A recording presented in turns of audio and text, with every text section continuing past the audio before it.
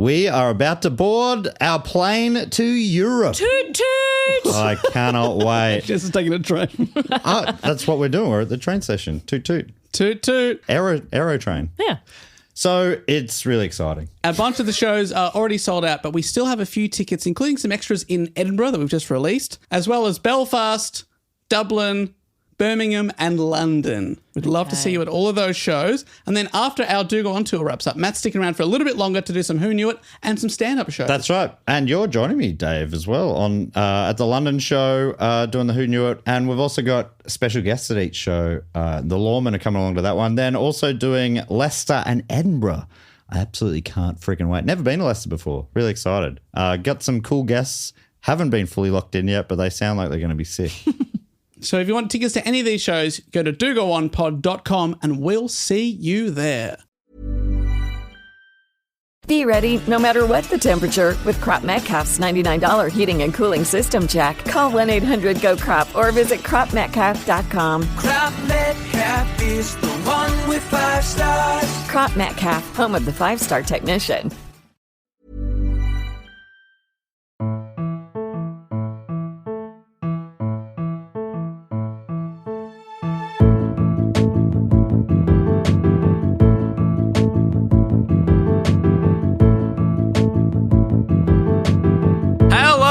Welcome to another episode of Do Go On. My name is Dave Warnicky, and as always, I'm here with Jess Perkins and Matt Stewart. Oh my God, it's so good to be here. How good is it to be alive? Jess, how are you? Oh, I wish I was never born. Oh. But it is Blocktober, baby. So you make an exception for this month?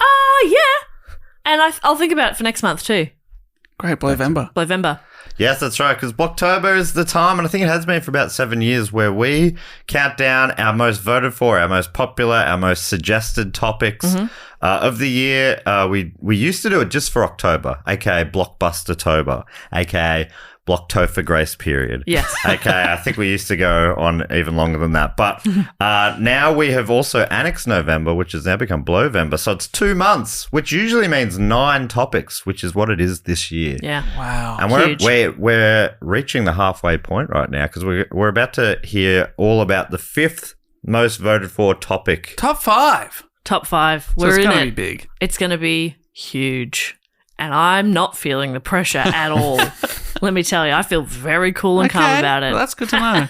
That's Feeling perfect. good. All That's right. such good news. Woo! Oh my God, you're not only calm, you're pumped. Oh, God. Oh, please. I need a Oh, break. my God. Okay. For anybody who's joining us because they've seen this topic, on Spotify or on Apple Podcasts or wherever you get your podcasts, and you've gone, I want to know more about that, but That's you have me. no idea who we are. That's Hello. me. You don't know who we I are? walked past the studio and it said the name of the topic and I came in. That's true. He did do that. He does it every week. Welcome, Dave, and welcome all the new listeners. Yeah. Well, we usually get onto the topic with a question because usually the other two don't know what the topic is. In this case, you do technically know it, whether or not you remember it. Yeah, because we had to divvy these up like a month or so ago. Yeah. I could be projecting because I always forget, but there's a chance you may have forgotten or you might be aware, or it might be some, vague in the back of your head somewhere. Yes, I can't remember. I keep thinking it's Amityville, but I just did that about 3 weeks ago. Yes. Yeah. So it's not that. Okay. That'd be bizarre if they voted for it twice, though. And I keep thinking about it's the why the Mona Lisa is so famous, but that was me 9 years ago. Yeah, that was episode 1. Yeah. So, no, it's not either of those two. I'll ask a question to help jog your memory. Please remind me. Which secret society Oh, originated in Bavaria and is blamed for most significant events in modern history? Stonecutters. Stonecutters. Based on... We talked about the Freemasons a lot recently on a bonus episode that we did on Patreon. That's the triangle people. What are they called? The Illuminati. Oh, my God. I think I got it out first for Bob, who keeps scores for this. The question, Bob, is it whoever starts the answer, whoever finishes the answer first? Because I think the triangle people was me starting the answer. Yeah. And then me saying, Illuminati was me finishing Well, I the actually answer. think Dave started and finished the word Illuminati first. Yeah. But you said it with more enthusiasm Yeah. and for longer. And that has to count for something. That's got to count for something, Bob. We'll leave that up to Bob's discretion. Leave that up to Thank Bob. you, Bob. So the topic is the Illuminati. Whoa. And that's scary, right? That's, well, That we're talking about them. potentially, yeah. Well, this is the topic where I've heard of it. I don't know anything about it, but I'm scared of it. Yeah, and I think that's a lot of our topics. Maybe less though the scared bit. I think where Do Go On sits is what references you've heard on The Simpsons. We explain a lot of those, and like things you know the name of but not much of the history or the origins. Love that. That's it. That's where we sit. We didn't go through it on the Amityville episode, but do you remember the Treehouse of Horror episode where the house is saying "Get out"? That must be referring to Amityville, and the walls were like slime and changing colours and stuff. I guess that's what that was referencing. Has to be. Yeah. It'd be really weird if it was something else. Yeah. Or if they just made that up. Yeah. What do you call it when two people have the same idea at different times? Parallel thinking or whatever? Is it that? Must be. Could be, must be. Could be, must be. About 15 years later. But the Illuminati. Illuminati. So yes, that is the topic that we're doing today. I'm going to go mostly into its origins because obviously there's a lot of conspiracy theory type things in modern era through the Illuminati, and it's hard to find many resources on that without ending up on a watch list. I honestly did not know it was a real thing. Yeah, right. That had an origin story and stuff. I thought it was like, the conspiracy sort of invented it in itself. Right. No, it was. So there were lizard people in Germany. There were That's lizard people in the 1700s in Germany. Okay. Actually, its origins are potentially a little disappointing in that they're very normal. But I'll get to that in a sec because I do just want to shout out to the people who suggested it as well because we've had a few people that suggested this topic.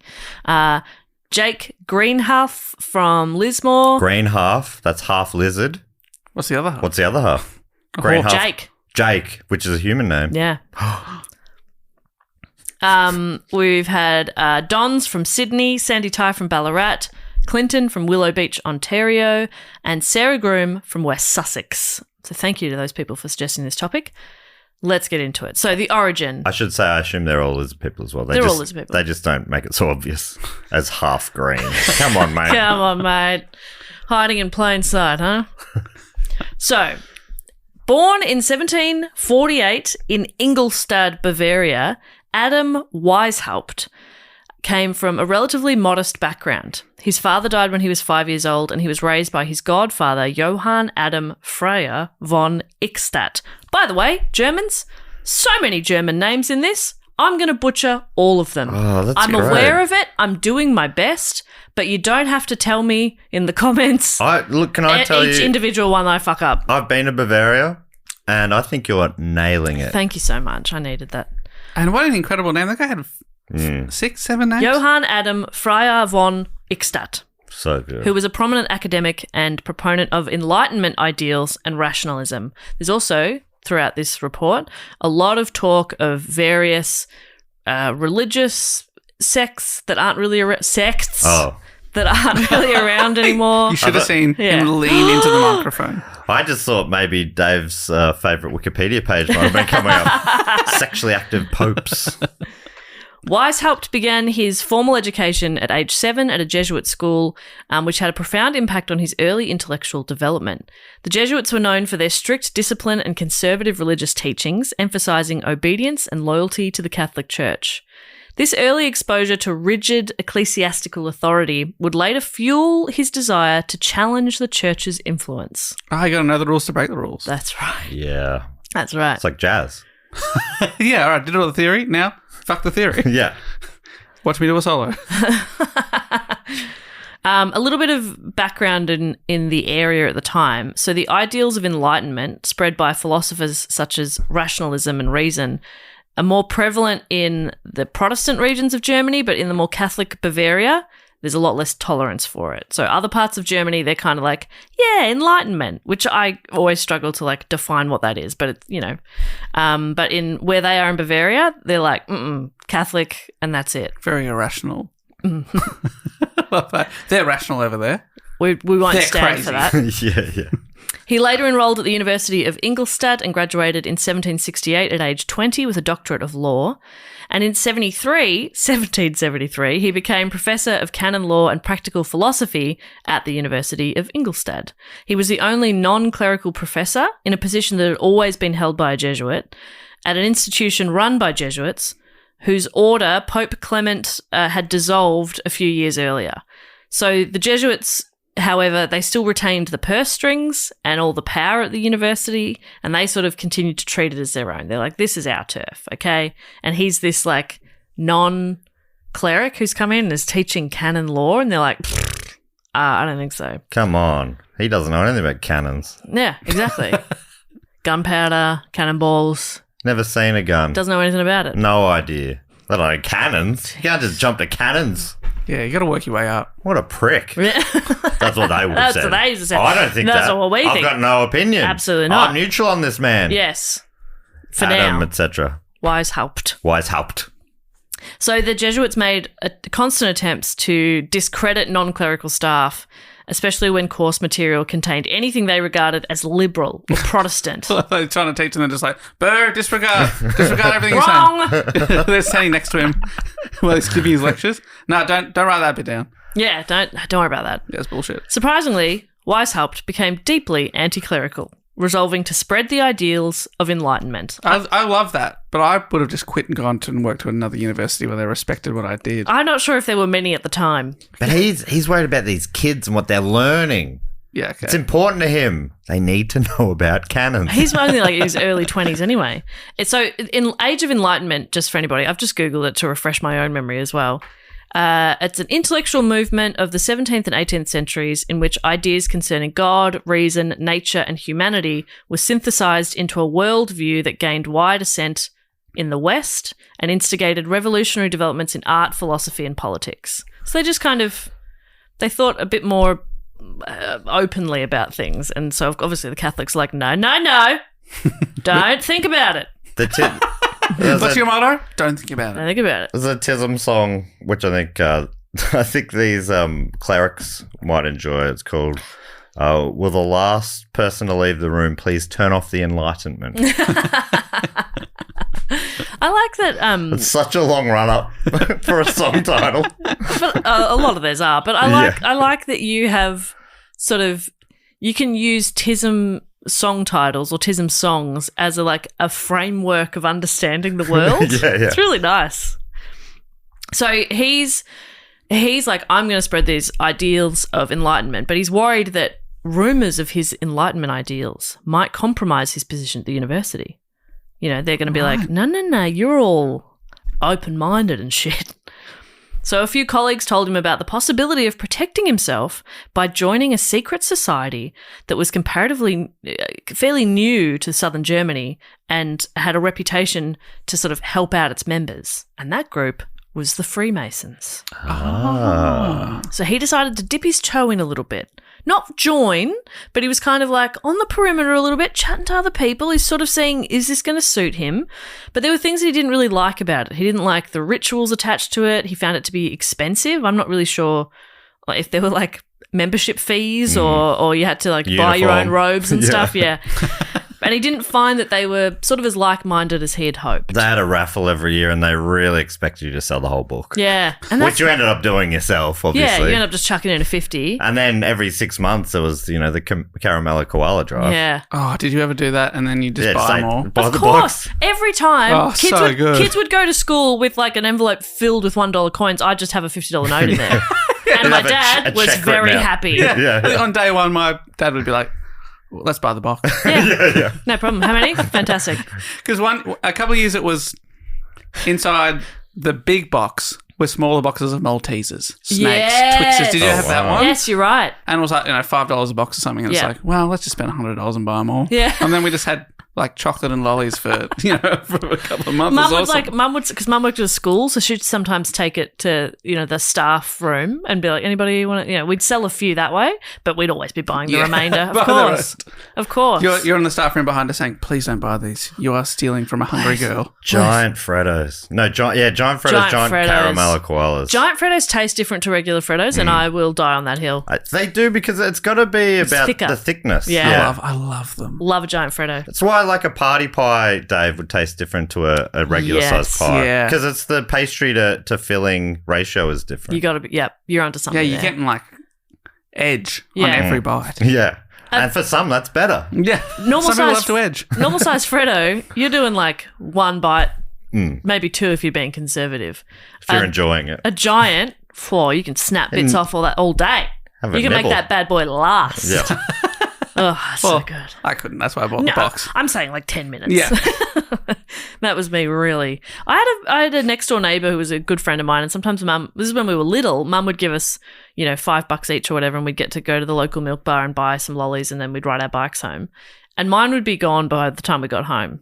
And she would save hers, and then she'd have like a few, and then I was a saver. go home. And I was like, I don't know how you just did that. But then we like, can I have one? I was like, well, Fizzos, 1 cent a piece. You can make $1 last with those. 1 cent. Well, no, that would have been in your time, but in my time. Yeah, 5 cents a piece for us, probably. Whoa, Yeah, I know. 5 Gs. Inflation, baby. Inflation, that's These days, incredible. probably $5 a piece. Yeah. And that's why kids can't buy a home. Yeah. They're buying fizzes. Stop buying them Fizzos. My primary school canteen, you could buy 1 barbecue shape for 5 cents or 3 for 10. That's so funny. I've The never profit heard of margin that. on that is incredible. That's insane, especially because little mini packets of barbecue shapes exist. They'd be like selling a box for like the equivalent of $50. That's insane. This is in the Why 90s. would you buy one barbecue shape? Why would you do that? That's Well, so obviously there was a market for it. Otherwise, It's mostly preps who come up and go, what can I buy for this? And slide 5 cents yeah, across that money they found in the it's playground. in the sand pit. Oh, and they'd give him a barbecue You shape. can get 1 juicy fruit, which was like a lolly, like a fruit Yeah. lolly, or 1 barbecue shape. I'd go the juicy fruit. Juicy fruit. That was chewing gum in my day. Yeah, same. Was it like a little piece of chewy? No, you could swallow it. There was like, blackcurrant, orange, pineapple flavour. And I think the positive spin was it's made with the real fruit juice. Oh, yeah. 0.0001. Wow. Even if it was full of real fruit juice, it's still... Yeah. We're looking after our kids. So anyway, he decided, I don't want to pay 5 cents for a barbecue shape. Yeah. Maybe I'll start my own thing. He's so I'm like, thinking, well, Jesus, Dave.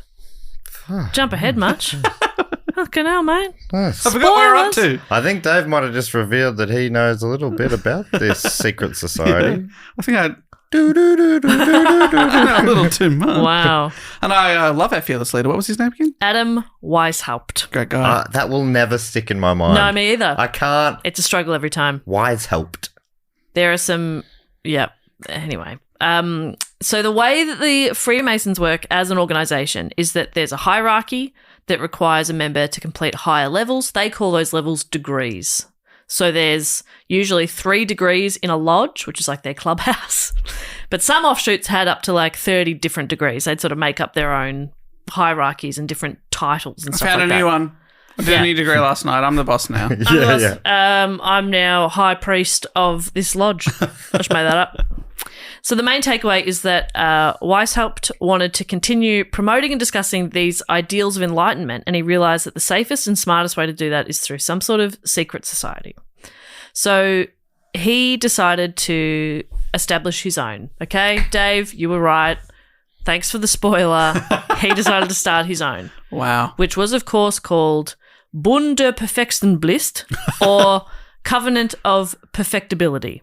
Or the Perfectibilists. Oh, I like that a lot. The perfectibilists. Perfectibilists. Obviously, he later changed it because it sounded too strange. But for quite a while, it was the Perfectibilists, or the Covenant of Perfectibility. I loved your German. That was awesome. I don't think German people loved it. Yeah, but can we hear all Dave of it? is German, Jess. Yeah, that's right. You get the approval from me. Bund der Perfectibilisten. Oh, yeah. Love that. Oh, yeah.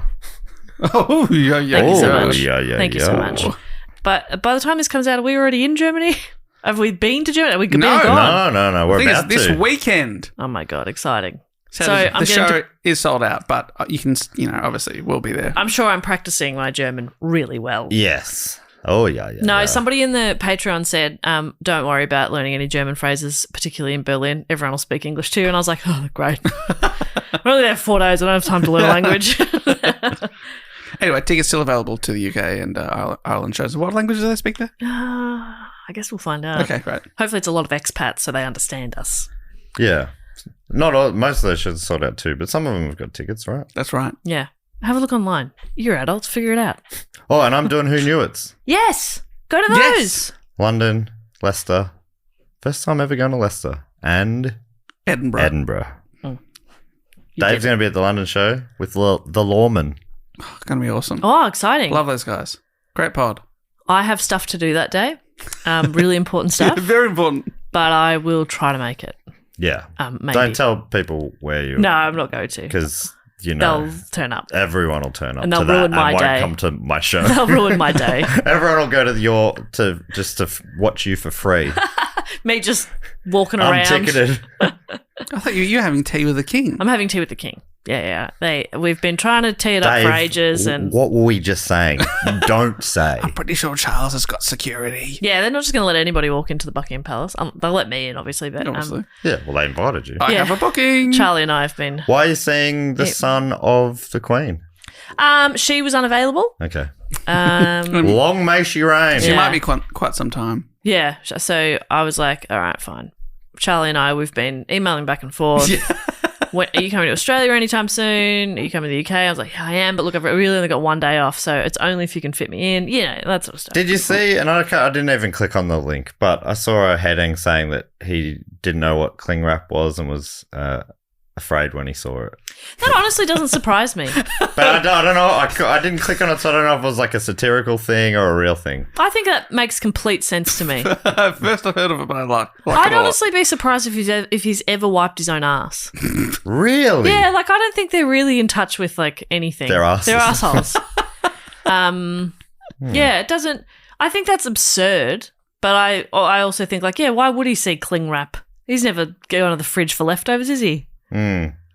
Anyway, so he's now set up he's his own making thing his called own. the Bundesliga. The perfectibilists. Perfectibilists, yeah. So in May of 1776, he and 4 students formed the perfectibilists, taking the owl of Minerva as their symbol. So in Greek mythology, a little owl traditionally represents or accompanies Athena, the virgin goddess of wisdom, or Minerva, her Roman mythology counterpart. It's all good fun stuff. So they've got a little owl as their symbol. That's fun. Love a little owl. Love it. Perfectibilist members also used aliases within the society. There's only 5 of them. I'm excited for this. So Weishaupt became Spartacus.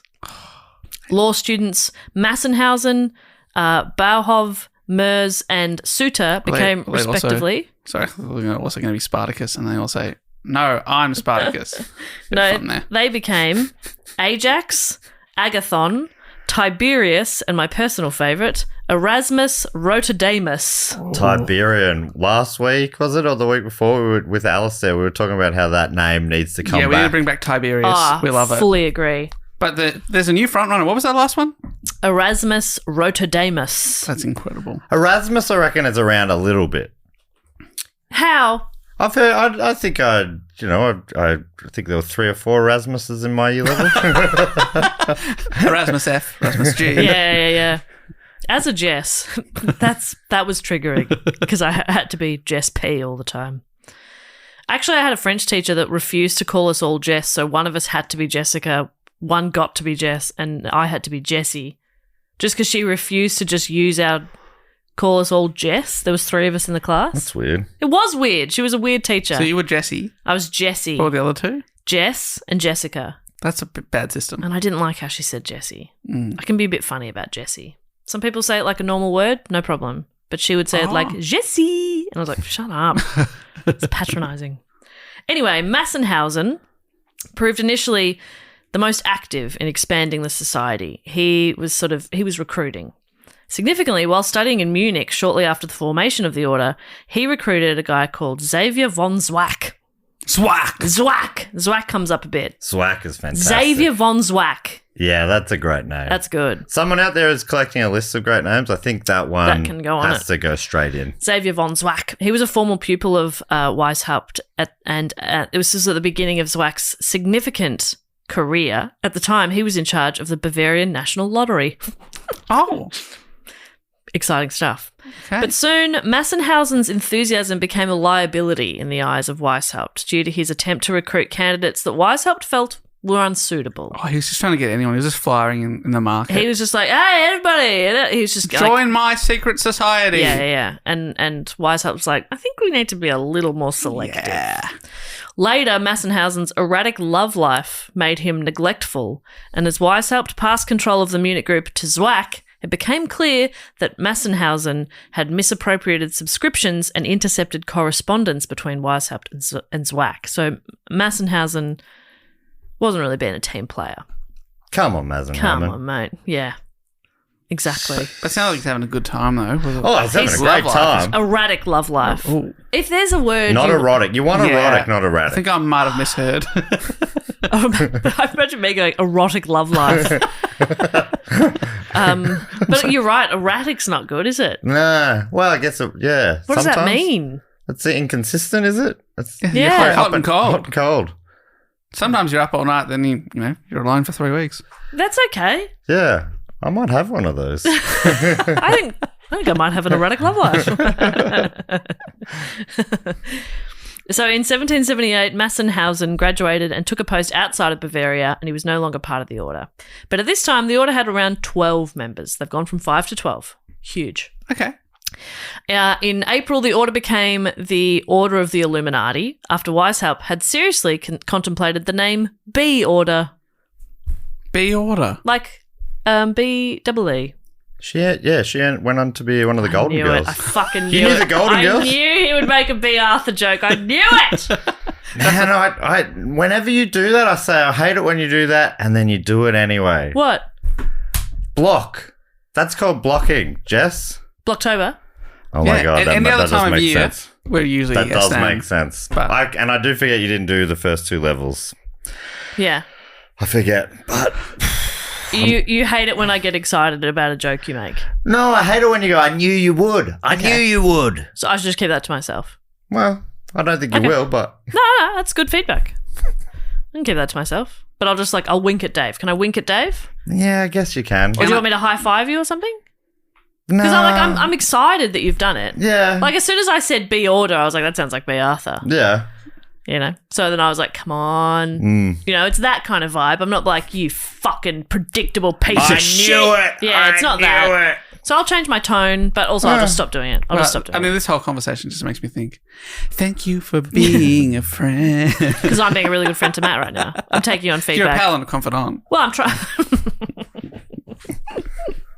I didn't know what I was doing was really upsetting to Matt, and I want to be better. So I'm taking on that feedback. What is the B or what does that even mean? Exactly. Fantastic The question. Order of the Bees? Yeah, who knows? And so they went for Illuminati instead. Okay.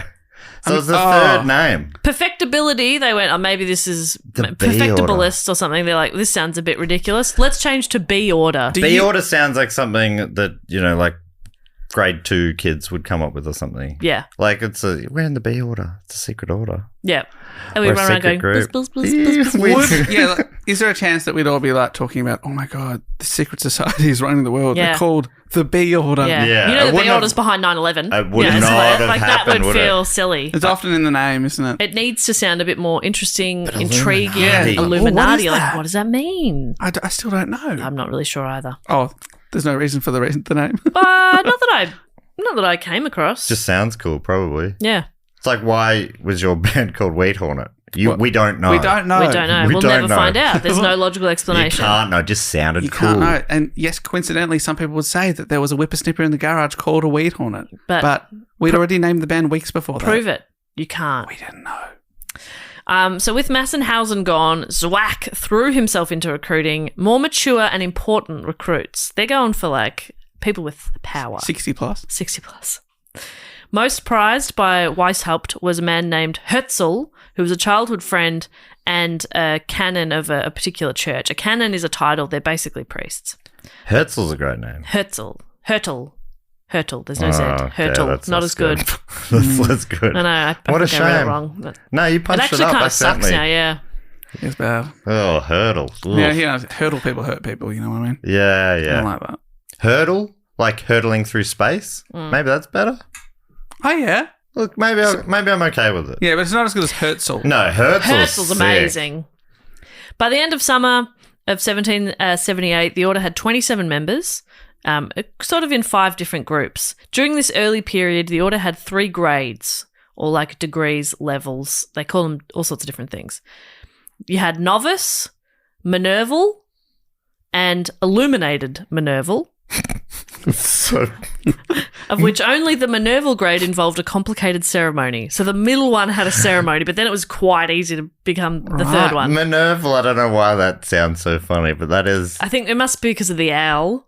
The Owl of Minerva or something. Yeah, but Minerval. it sounds... I'm a Minerval in the Illuminati. I don't think the Minervals were going to be suspected of doing anything either. Illuminati has done a lot of the work so far. The Minervals. We're the Minerval Society. Okay. Poindexter. Yeah. Yeah, it does Take a feel- hike. It's embarrassing, isn't it? At the moment, it does sound like with so small amount of members that he's just recruiting for like a dinner party. Yeah. He just wants interesting people to come around to have a He conversation just about wants friends. what do you think about, God and Earth and Yeah. But he wants people that agree with him. yeah. So it's like a... Echo chamber. Yeah. They were thinking about calling it the Echo Chamber Nardi, but Like a Champanati. Echo Chamber Nada. I like that. That's not Do you bad. think it's too late? Write that down. Maybe I'll send Werner Herzog a letter. Werner Herzog. Yes. You could send Werner Herzog a letter. And he'll be like, what are What's you- happening here? What? Dave, you do his voice. I don't think I can do. You've just received a letter from me saying, why don't you change the name of it to whatever I just said? And then how would you respond? 9. That's good stuff. He has a cameo in Parks and Rec that I just watched the other day. He does this piece to camera, completely deadpan, of being like, after 47 years of living in this house, I've decided to move to Florida to be closer to Disney World. That's really good. It's a really good bit. Anyway. That was pretty good. I think that was I was doing that to get you into it. Without Ben Russell present, I think Jess is the next best Werner Herzog. I'm a Ben Russell type. Yes. Okay, so they've got these 3 grades in their new society, and basically a system of dibber-dobbing kept Weishaupt informed of the activities and character of all of his members. They were just kind of like, everybody was just sort of like, yeah, no, I think Dave's great, but I did see him talking to some Catholics. Oh, like What about the Dibber-Dobbinati? Dibber-dobbinati. Dibber-Dobbinati. I like that. I think that could be really good. And for international listeners, a dibber-dobber is a tattletale. There you go. Is Dibber-Dobber one of ours? Surely. Oh my God. Listen to it and say, Dibber-dobber. is that international or could that be Australian? To me, it Dibber-dobber. sounds really English. Yeah, A it probably dibber-dobber. is. Oh, what a dibber-dobber. He dibbed and he dobbed. I'm going to go down the pub for a dibber-dobber. Pack of pork scratchings and dib dob. They're crazy over there. Can't wait to be there. Can't wait to be Can't there. wait to Come be along there. to our show. So, yeah, they're all kind of dibber-dobbing on each other, and his favourites sort of become members of the ruling council, which they then called The ruling council, there's 27 members, mate. I know. I And I mean, don't know come how on. many are in the ruling council, but they're called the Areopagus. Areopagus. Arapagus. I don't know how to say that word. Could you only be part of the council if you could say it properly? Yeah, so I'm out. I'm stuck at novice. I'm a white belt in I'm actually Taekwondo. I'm a Minerva. I'm confused. So the people they were seeking to recruit, they were looking for Christians of good character, while pagans and Jews were specifically excluded, along with women, monks, members of other secret societies. Great, because they're not enlightened. They're not enlightened, and we want people that are like-minded. yeah. Women can't think like this. We want like-minded people to come and enlighten us. That's right. With the same thoughts. Their perfect candidate was rich, docile, willing to learn, and aged 18 to 30. Oh my God, I was in for so much of that. So much. I fell at the last hurdle. Honestly, that was for a long time what I was looking for on Tinder. Rich, docile, 18 to 30. 18's too young. God. But willing to learn? Okay. How to cook. My preferred dishes. Yeah. They are. So this is like the 17th century version of looking for a man in finance. Yes. And they Trust fund. Is it because they want to Look at exploit you. their cash? Yeah, that's right. My wife's into. I knew it was your Yeah, wife. she but educates me on online. I was culture. letting you have credit for knowing an internet term. I know. Well, I knew where it came I know from. nothing. I know nothing. I'm a little worried about what your wife's up to. She's looking for a man in finance. Trust did fund. not- she did not 6'5". find Blue one. eyes. That's what his wife's up to. I have blue eyes, so I've ticked at least one box. Ticked a box. You have a trust fund? I've set it up for you. It has 25 cents in it. Thank you. Dibber-dobber, you're right, Jess. It looks like it's Australian. Here's the thing, Matt. Here's the thing. You You're know what you always- just said? You're right, Jess. I'm always fucking right. Yeah, that's true. Dobber apparently comes, the earliest evidence according to Oxford English Dictionary It's from 1836 in Knickerbocker magazine, borrowing from the Dutch dobber. So that's just dobber, but apparently we added the dibber. Yeah. And I think that's really what takes dibber dobber to the next level. Maybe dobber could be the entry level of our secret society. And then the second level is dibber dobber. And then the high dobber, the high dibber dobber. Illuminated dibber dobber. Yeah. Oof. That's nice. High priest of dob and dib. But are they trying to get these riches in because they want their cash? I guess. Yeah, I don't really know why rich would be important otherwise. Yeah, like are they exploiting these people because they're like, hey, be part of our society and also fund our society? But maybe it's also like if you've got if you are wealthy, you are probably moving in different circles, which then means like people of power. Bit of influence. Yes, it's probably that. So Weishaupt struggled to dissuade some of his members from joining the Freemasons. So instead, he decided to join the order to snoop and learn their ways. Because you know how before he'd sort of looked at, he didn't join. He's just kind of like... That's clever. Now he's like, all right, well, I can't... I prefer that my secret society members are only in my secret society, but a bunch of them keep wanting to join this other secret society. So I'm also going to join. I'm going to snoop and learn their ways, take a few of their rituals and their practices, and I'm going to use them in the They've got Illuminati. awesome marketing. I need to work out what they're doing. How are they doing it? That's clear. It's intel. He's figuring out... And what are these Oppo, levels? Whatever they call it. Oppo research. So he's trying to... That's got to be Australian. I don't know. Oppo. Opposition. I think that's what they talk about. I like that. Yeah. Oh, unless I'm making that up. But I don't I'd also think never heard about it. I like it as well. But yeah, this is similar to a story Dave told us on the Patreon feed. Yes, Leo Taxil, if you want to look it There's up. a whole episode about a guy who was sort of in and out of the secret societies as well. Yeah, writing a few A lot of twists and turns. unauthorized histories, but we won't say too much more. No, Yeah. but yeah, that's really interesting. It's smart if you can get away with it. Yeah. If it was in a movie, there'd be all these moments where he's almost uncovered as a spy. And I think for Adam Weishaupt, because he'd never started a secret society before, he was kind of like, I don't really know what these higher levels should be. Yeah. I'm going to go and figure out like how the levels work and what the differences are and what kind of power and influence and whatever comes with different levels. So he's there to snoop. Is this why they ended up with the pyramid? Because that's all about the pyramid, like the hierarchy of needs or whatever's a pyramid, right? So is that what the pyramid is? They're working up the levels to the peak of the pyramid? Know. Yeah, possibly. Where the eye is? I think that... Or is that just on the American money and that's nothing to do with Illuminati at all? Nah, the eye's the Illuminati. Right. They're mad for it. Is that even on the American But it's money? on the cash. Yeah. Do we Explain. find out how it gets there, the Nah. cash? Did you look into that? Nah,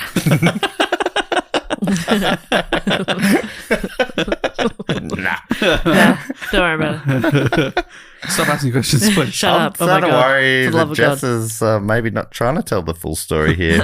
Yeah, are you sweeping under the rug? I think by the time we get to the end of this, you might feel differently. Ooh.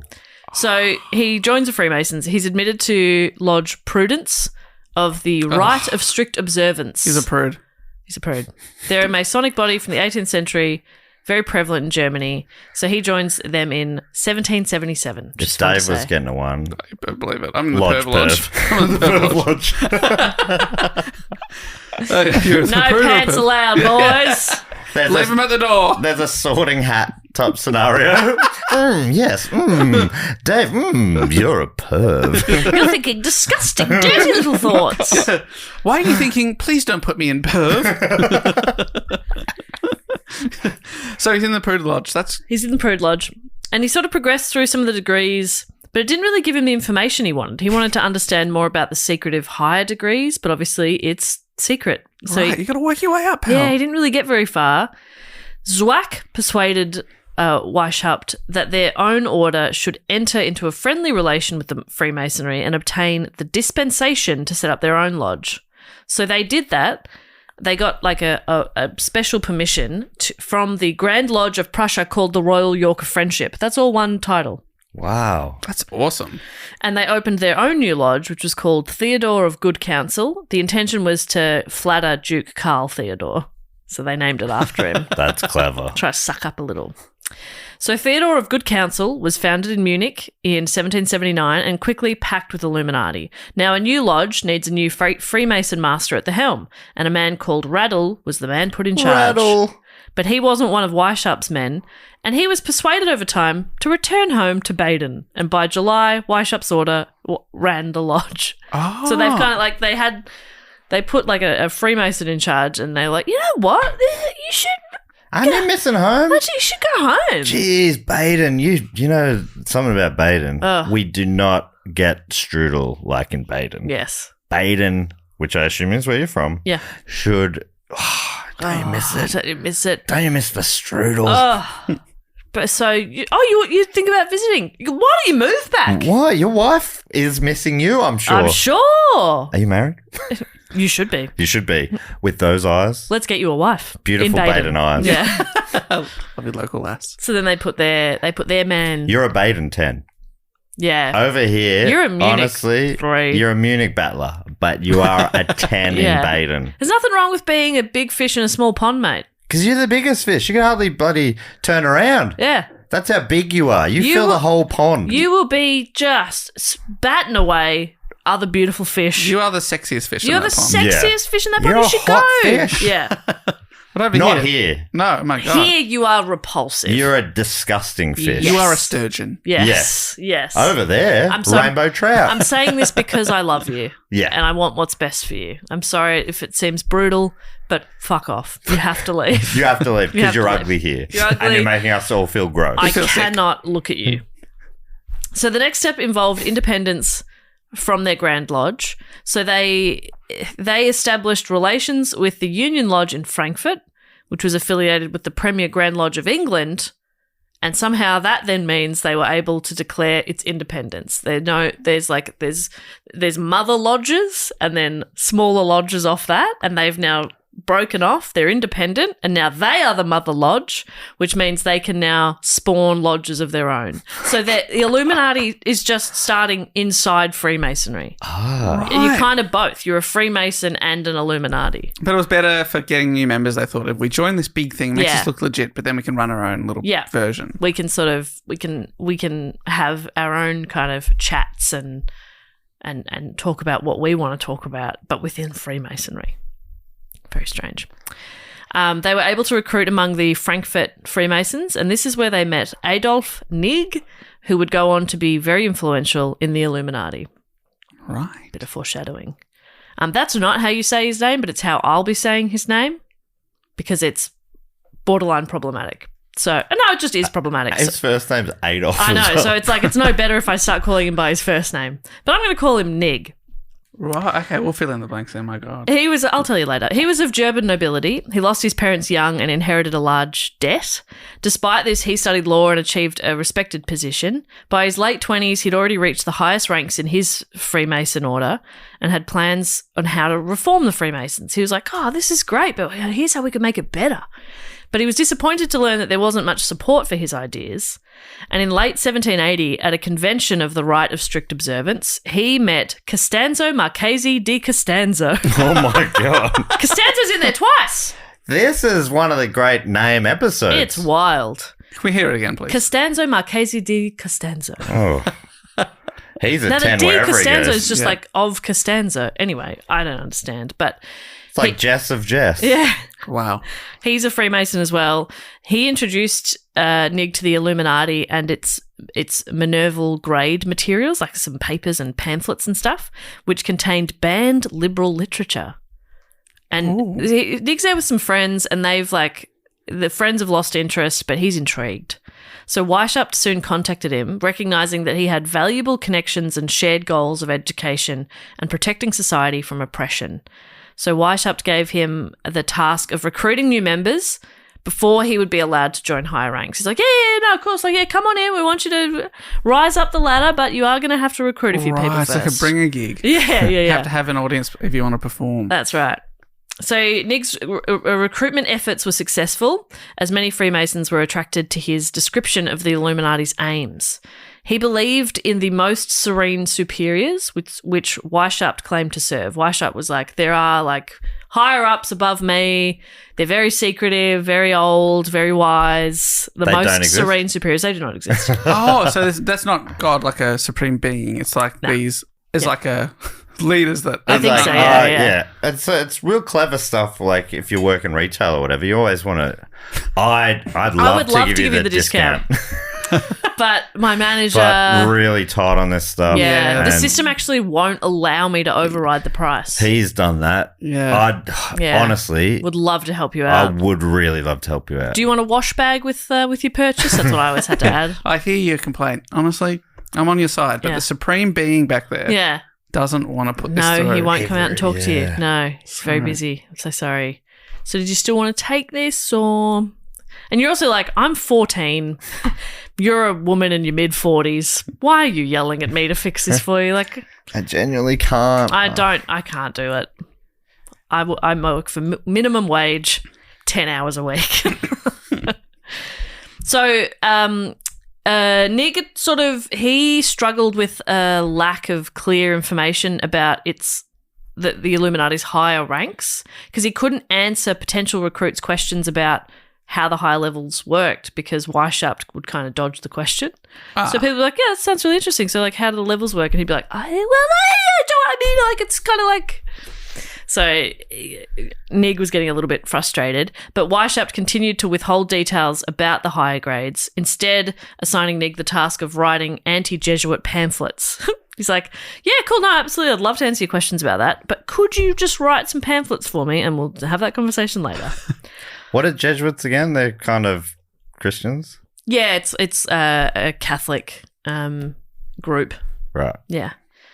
By January of 1781, Nig expressed frustration at the lack of information, and faced with the prospect of losing Nig and his Masonic recruits, Weishaupt finally confessed that his superiors and the supposed antiquity of the order were fiction. He's like, all right, You happy? I made it all up, okay? You happy? I said it was ancient. It's not. It's very new. It's new. I came up with it. Yeah. It's new. It's only like a few years old, It's okay? brand new. We're trying to figure it out. Okay. And it would be a lot easier if you went snooping. Okay, if you weren't asking so many Oh annoying my God. questions. This time last week we were called the B order, okay? Okay, I'm a bit embarrassed working about stuff our out. past. Huh? Huh? I'm feeling a little defensive because I'm trying to figure out this new secret society, and you're asking all these questions like, "What is this?" And I'm like, "I don't fucking know." It's a secret society, mate, okay? It's a secret. Unbelievable. All right? You're on a need-to-know basis, and you do not need to know. Remember the first time some action hero said that? What a badass moment. So cool. That's awesome. I was probably in a silent movie or something, wasn't it? Yeah. He said it with his eyes. And then a train came at you and you were like, Like, whoa. Whoa, I'm scared. yeah. Then Matt pissed himself. He actually pissed in a cinema. It was disgusting. Yeah, but it was that everyone pissed everywhere back then. Everything was pissed. The world was a toilet. The floor was pissed. It didn't really matter that much. It's embarrassing by today's standards. But back then it It was was a different time. Yeah. The guy next to me was pissing on purpose. Yeah. He didn't know that I was pissing in front. So it was pretty much, the perfect crime. So he admits like, okay, I've made it up. There isn't any higher beings, this isn't ancient. This is new. Surprisingly calm, Nig embraced the opportunity to shape the higher degrees, tailoring them to appeal to potential recruits in Protestant regions of Germany. So he highlighted two key problems with the order: its focus on recruiting university students, which then left senior positions filled by inexperienced young men, and its anti-religious sentiment, which alienated senior Freemasons who had the money they were after. So he's like, the two things that you're looking for, which is young people and not religious, I'm actually getting rid of that. Yeah. One of the main reasons you wanted this whole thing. Yeah. I'm going to Let's scrap that so we can get more people in and basically be exactly like the Freemasons. So given free rein by Weishaupt and the ruling council, he started to develop these higher grades. He would write it out. He got free reign. Yes. He went from, I'm not telling you, to, all right, you do whatever. They needed him because they were like, we don't actually know how to put this together, and he did. So they were sort of like, all right, well, they needed to. They gave him free reign, but they still wanted like final approval on everything. Yeah, they wanted to feel like they were still in charge. Totally, but they would really just go like, that looks good. Yep. Yeah, no, that's actually Yeah, a really that's good what idea. I was thinking too. So yeah, you can implement that. fantastic. I'm delegating because that's what good managers do. Yeah, I'll tick off on that. You'll Yeah. actually save me a bit of time because I was about to do that myself. But that's great. Now I've got more time to do more important stuff. Yeah. Because that's what I do. Yeah, I'll is the probably important stuff. consult with the elders. Oh, no, you know that's you know bullshit. that's consult with the elders just when I go and have a wank in that room. So Nig tabulated his new system of grades for the order. This is how they're arranged in 3 classes, and then the classes are also broken up into different titles. So class 1 is the nursery. Brutal. It just seems patronising. It consisted of the novitiate, the Minerval, and the Illuminatus minor. Then there was class 2, the Masonic grades. The three Blue Lodge grades of apprentice, companion, and master. Then there's class 3, the mysteries. The lesser mysteries were the grades of priest and prince, followed by the greater mysteries in the grades of mage and king.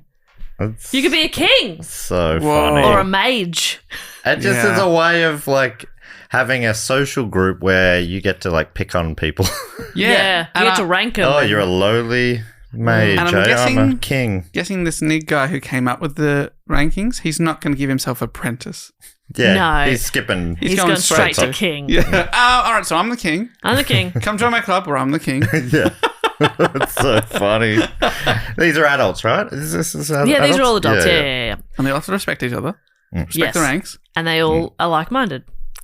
So Nig's recruitment from German Freemasonry was far from random. He targeted the masters and wardens, the men who ran the lodges, and were often able to place the entire lodge at the disposal of the Illuminati. So one example was in Aachen, where he was able to get Baron de Witt, master of Constancy Lodge, to join the Illuminati, and therefore basically every member of the lodge followed suit. So he's turning full lodges. Right. It's like so he's playing Othello. yeah. You just have to flip one at the end and then all the ones in the middle flip as So well. if your boss turns and he goes, "Hey, we're in the Illuminati now," you have to go, "Yes, sir. We're all moving." I think it's more just like the boss is like, hey, so like, what about some of these ideas? And they go, oh yeah, okay, yeah. What are they doing to convince him? I have no He's already idea. the boss of his own thing. Why would he? But is it like, "Hey, you're a sergeant over there, but if you come with us, you can be a major." Yeah. All right. I think there was just a lot less to do back then. Yeah. This is the 1770s. like you change know? is good a holiday. Yeah, that sort of stuff. I'm not really sure exactly what is so appealing to them, what he's saying to bring people over. I'm really not sure. But they're still Freemasons. They're just also Right. in the Illuminati. Maybe he's very charismatic, this guy. Must be. Because this is just it's a cult. Yeah. Like, I mean, No, secret society. yeah. Yeah, I guess they're different. Yeah, and I'm not really sure. It's so unclear, especially so many years later, to be like, what was the point? So in this way, the order expanded really quickly in central and southern Germany, and it obtained a foothold in Austria as well.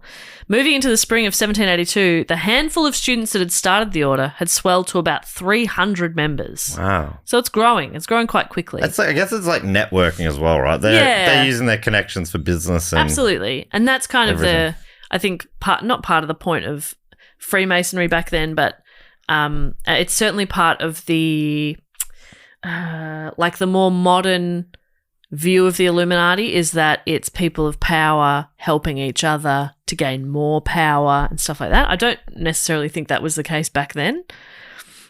But I mentioned before the rite of strict observance. So that's a branch of Freemasonry that claimed direct descendant from the medieval Knights Templar and was a dominant sect at the time, which included the lodges that the Illuminati had sort of infiltrated. It had a very strict hierarchical order and obedience to unknown superiors. It attracted a lot of aristocrats and intellectuals, and there was uncertainty over its true origins, which sort of led to division and conflict. And it started to splinter. The rite of strict observance was at a bit of a critical state. They were at an impasse, and they had a convention to all come together and try to reach a bit of a resolution. They're kind of like, people are sort of going like, what are the origins of this? Because they're apparently ancient, or we come from the Knights Templar, and And others are like, yeah, we do. And others are like, I don't think we do. And so they come together for this big convention. It is the worst of the names I've heard so far. The strict observance. Yeah, like I'm in the Illuminati, I'm in the Freemasons, I'm in the Knights Templar. Yeah. I'm in the Rite of Strict Observance. Which That's is not as Freemasonry anyway. Yeah. It's not great branding. There's a lot of there's a lot of, you go to the Wikipedia page, there's a lot of hyperlinks. And they're all just like, oh, yeah, that's a part of Freemasonry. And you're like, okay, so just say you're Freemasons. Yes.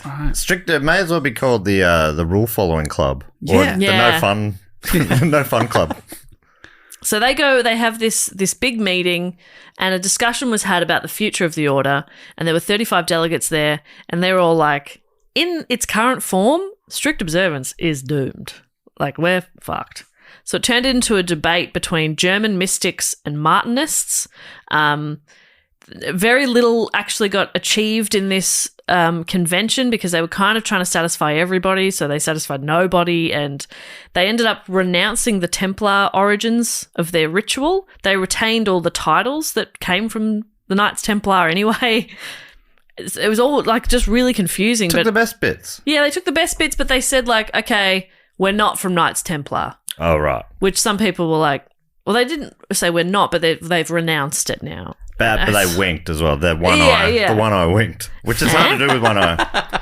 And the Martinists, they're followers of Martin Lawrence, aren't they? Yes. Big Mama's House. Love Big Mama's House. Yeah. Big Mama's House 2. Yes. Yeah, somehow the sequel was even better. Yeah, and it That's often right. is. That's what when the Martin Martinists Lawrence is will involved. Yeah. From Wikipedia, what the convent of Willemsbad actually achieved was the demise of the strict observance. It renounced its own origin myth, along with the higher degrees which bound its highest and most influential members. It abolished the strict control which had kept the order united, and it alienated many Germans who mistrusted Martinism. So basically, it created a splinter in a group, which is great when you have a new secret society that you're trying to fill up. Ah, good one. So after this convention, Adam Weishaupt proposed a federation of German lodges practicing a unified Freemasonry in its basic 3 degrees. He's like, all right, everybody, hey, what if we have like a federation? We all just come together. We're all the same. I don't really know what his plan is here because he isn't really super into Freemasonry. I think he's just trying to like get everybody on one page.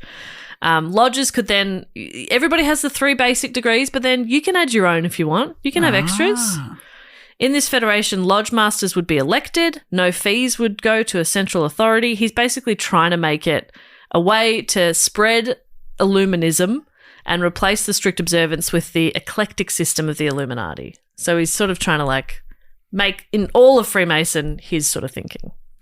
But this proposal of federation came with written denouncements of other influences present within the very lodges they were trying to convert. So they denounced the corruption within German Freemasonry. They criticised wealthy but unsuitable initiates, and they alleged that civil society's decay had infiltrated the lodges. And making these claims offended a bunch of people who then didn't want to support a federation. So they kind of hurt themselves a little bit there too. So then the Illuminati suffers a little bit as well. They're continuing to try to recruit, especially in Bavaria, but discontented Freemasons and educated professionals joined the lodge. Lodge Theodore grew. It expanded into Austria, Switzerland, and other regions. By 1784, they had around 650 members, though other claims suggest it could have been closer to like 1,300. So they've grown a fair bit. There was also another group called the Rosicrucians. Incredible. That's good. Rosicrucians. Yeah, I think it's good because it doesn't mean anything like obvious. Yeah, I can't probably read it. means like red dog or something. I but can't read it without thinking crustacean. Crustacean, red lobsters. Red lobsters. So he wanted to, Weishaupt wanted to keep the Illuminati hidden from the red lobsters because they were very influential in German Freemasonry. They were Protestant, the Rosicrucians. They loved the clerics. They were pro-monarch. They held views that were very conflicting with the Illuminati vision. And so he was sort of trying to like keep the Illuminati quiet from them because they were influential. He didn't want them to like, I don't know, destroy his plans. But they did become aware of him, and they had their main lodge, or the big lodge, was called the Three Globes. It accused the Illuminati of atheism and revolutionary tendencies. And essentially they labelled the Illuminati as a political anti-Christian Masonic sect, and the three globes refused to recognize Illuminati members as Freemasons. The 3 globes. That's pretty good. Don't mind that. Yeah, that's a good symbol. Big, beautiful globes. Do you know what was Germany at this point? Is this like the Prussian Empire or something? I'm so confused by it. So Germany as a country has only been around since the 20th century or something? Or the late 19th century? or something, isn't it? Yeah. Yeah. So back in this point, is it still just like little Bavaria's its own state? I think so, yeah. Not 100% sure, but I believe so, yeah. Right. So, yeah, I find that really interesting. Yeah. Dave, as a German, can you I also find that interesting. qualify? So now we get to Nig leaving the Illuminati. So Weishaupt, he kind of alienated him. Nig had expanded the Illuminati, but he felt underappreciated. And they kind of clashed on some of their main ideas, so it sort of led to some friction over recruiting people because, they thought they sort of had 2 different ideals, and so anybody that Nig was recruiting, Weishaupt was like, no, they don't think like me. They disagreed over the priest grade, and Weishaupt demanded a rewrite of the ritual, but Nig pointed out that it was already circulated with Weishaupt's blessing, and it was told to everybody that was ancient. So how do we now rewrite something We've found just something even older. Yeah. How do we go like, oh no, that's He sounds like he's a nightmare to work for. yeah. And this all fell on deaf ears. So they are but like still bullshitting to the followers. This is guess so. ancient. There's these old stuff here. Yeah. We found this. Really, it's a guy just writing it in his back room. making it up. So Weishaupt now claimed to other Illuminati that the priest ritual was flawed because Nig had invented it, and offended, Nig now threatened to tell the world how much of the Illuminati ritual he had made up, which caused a bit of a rift. So in 84, Nig left the order, and under their agreement, he returned all relevant papers, and Weishaupt published a retraction of all slander against him. Oh, we found an even older statement. Yeah. It wasn't him. It wasn't him. But they had just lost basically their best recruiter and theoretician. Yeah, it just seems like their most Useful. competent. Totally. Yeah, the only member. guy who knows how it works. How to put it all together. How to get people to sign up. Yeah. But they've still got the guy whose idea it was. Yeah. What the idea was exactly, a secret society. Yeah. And keep a bit of hush-hush, which is exactly what they didn't do. So the Illuminati's decline began with indiscretions by its members in Bavaria, particularly in Munich. Despite efforts to maintain secrecy, members boasted about their power and criticised the monarchy, making the order's existence and its membership public knowledge. Oh, my God. So they just weren't particularly good at keeping their secret society secret. It's like one of the key bits of a It's secret pretty society. important. It is pretty important. Because apart from that bit, I'm not really sure what they're doing. I'm not sure either. I'm imagining it like cigar clubs or like, I think they're just sitting around a lot. God, if only people knew where we were right now, but they don't because it's a secret. Secret. I just have to keep telling my wife I'm going to the shops. Yeah. And I never come back with milk. Oh, I forgot again. Ah, silly me. The presence of Illuminati in key civic and state positions led to public concern. Allegations arose that legal outcomes were influenced by one's standing with the Illuminati, and the group was blamed for anti-religious publications. Some criticisms were driven by jealousy, but it also became clear the Illuminati members favoured each other in government and academic appointments, particularly in replacing Jesuit officials with their own members.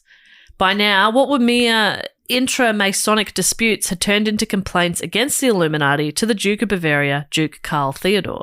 So the Duke issued an official order prohibiting all secret associations and societies that weren't expressly authorised by the government. The Illuminati, they suspended their work. Only government-endorsed secret societies, which we were publicly acknowledged. You can't just make up your own. You will know if your secret society is publicly acknowledged. So the Illuminati, they suspend their work, but they also sent a petition to the sovereign claiming they had been the victims of a misunderstanding. They're like, no, not all secret societies are bad. So then Duke Karl Theodor responded with a new order in which he specified that the prohibition specifically concerned Freemasonry and the Order of the Illuminati. So they're like, not us though, right, Duke? And he's like, okay, I'll write it out properly. Yes, fucking you. It's pretty funny. The worst for the Illuminati came in October of 1786. The Bavarian police finally raided the house of Zwack in Munich. Zwack luckily had been warned in time and he had left. However, he hadn't had time to hide or destroy an extensive documentation on the Illuminati, from which the police learned who founded and directed them, a subject on which the authorities had until then fairly vague information. Oh, wow. They're like, we're not really sure who's running this thing. And then they've got all this documentation saying it's Adam. Oh, great. Here's his address. So they seized several letters from Weishaupt to Zwack and an incomplete but extensive collection of notebooks and instructions from the order. Weishaupt lost his position at the University of Ingolstadt and fled Bavaria. The fall of the Illuminati continued to occupy him, and he wrote a series of works on Illuminism, including their persecution, an apology, and an improved system. But despite these writings, the group remained disbanded, and Adam Weishaupt died in Gotha in Germany in 1830. So they pretty much fell apart in 1786. But 11 years later, 2 books came out that got tongues wagging again about the Illuminati. So there were 2 books, Augustine Barruel's book called Memoirs Illustrating the History of Jacobinism and John Robinson's Proof of a Conspiracy. They were publicized, they publicized the theory that the Illuminati had survived and represented an ongoing international conspiracy. This included the claim that the Illuminati was behind the French Revolution. Oh. Whoa. Barruel, a French Jesuit priest, claimed that the philosophers of Enlightenment, such as Voltaire, along with a coalition of secret societies in the Freemasons and Illuminati, helped spur the anti-Christian, anti-monarch movement which led to the French Revolution in 1789. What? 3 years after the Illuminati fell apart. Really? They're like, they didn't fall apart. They reappear. Man, if that's true, that's pretty sick. That it was all just for show. Yeah, Yeah, we're all no. falling apart. No, I hate you. Yeah. Winking their one eyes. Yeah. See you in Paris. See you in Paris. We'll take it all down. Yeah, it's awesome. His work, it's awesome. It's awesome. This is awesome. Yeah, our plan is awesome. This is the why. best. This is why I made this whole secret thing in the first place. I knew it could be sick. I didn't know what it could be, but I knew it could be sick. That's so, yeah, it's a perfect way to do it. Like, now everyone knows about us. How do we become a secret society again? We fall apart, Yeah. in inverted commas. When really, we're only getting stronger. Yeah. By the day, By the day, by the second, by the minute, by the moment. By the moment. By the moment. Oh, wow. I just felt myself getting more powerful. What's happening? So the Jacobins, the political group, were the ones who actually carried out the revolution. But Barruel, he talked up secret societies. He was like, nah, it was all secret societies who influenced them. His work tied the Enlightenment to the French Revolution in right-wing literature and laid the blame at the shadowy feet of the Masons and the Illuminati. Both Robinson's and Barruel's books proved to be very popular, spurring reprints and paraphrases by others, and they made their way to the United States. When were those books? When When were those books? were those books? When were those books? 1797 and 1798. Right, okay. And so now that he's right, those books are making their way over to the US. So then the Reverend Jedediah Morse. Oh, yeah. Jedediah. Jedediah. It's fun because you feel like it should be Jebediah. But it's Jedediah. But it's Jedediah. Yeah, I like it. I like it too. He was an Orthodox congressional minister and geographer. Jeez. Was Leave among- some for the rest of us, He's Jedediah. taking on too much. He was among those who delivered sermons against the Illuminati in the US based on these books. Incredible stuff. Jumping at the shadows. Like, Yeah. literally just this thing that is probably just a nonsense. Yep. Or very clever. And Yeah. they're like, from another continent going, we have something to fear here. And it's not anything at all. Yep. And it gets better. Okay. So Morse had been alerted to the publication in Europe of Robinson's book by a letter from, a different reverend in Edinburgh, and he'd read it shortly after copies arrived by ship. Other anti-Illuminati writers, such as Timothy Dwight, soon followed in their condemnation of the imagined group of conspirators. Leading up to the 1800 US president election, Thomas Jefferson was repeatedly accused, incorrectly, of being a member of the elusive Illuminati. Oh, my gosh. That has continued forever, in that nearly every US president at some stage has been accused of being in the Illuminati. Really? Several police investigations into these claims led to nothing.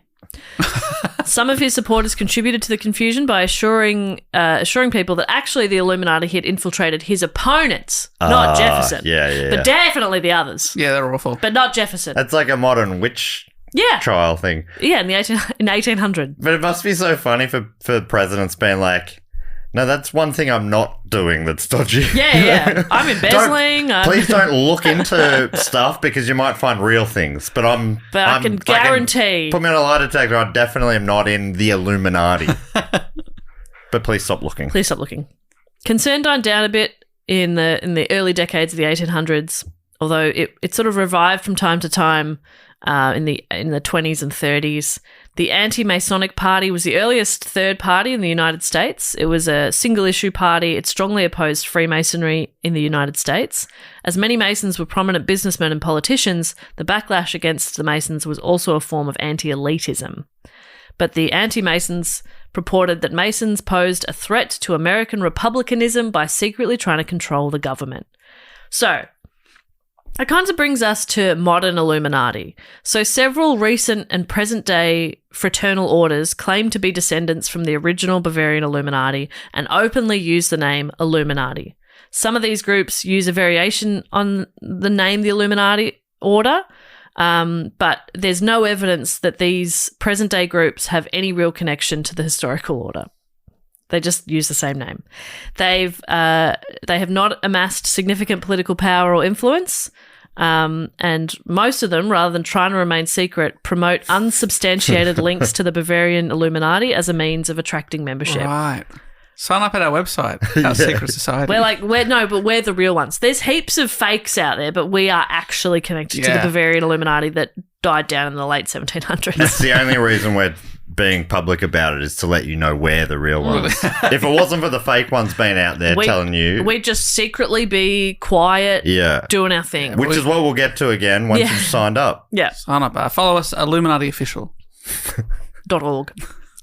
So, modern Illuminati lore has little to do with the original Bavarian group. The myth's resurgence started with 1963's Principia Discordia, written by Kerry Thornley, a parody text for the faith of Discordianism, which encouraged civil disobedience, jokes and hoaxes in the ultimate belief that chaos could inspire social change.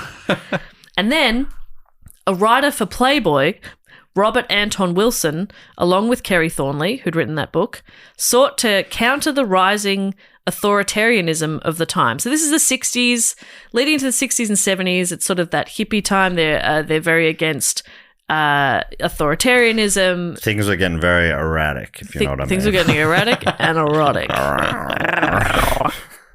So they purposefully spread disinformation to sow confusion, including fake stories about the Illuminati, which they planted through letters to Playboy magazine, because that's where Robert worked. Right, and then Robert could be like, this is a great letter. Great letter, we should... Well written.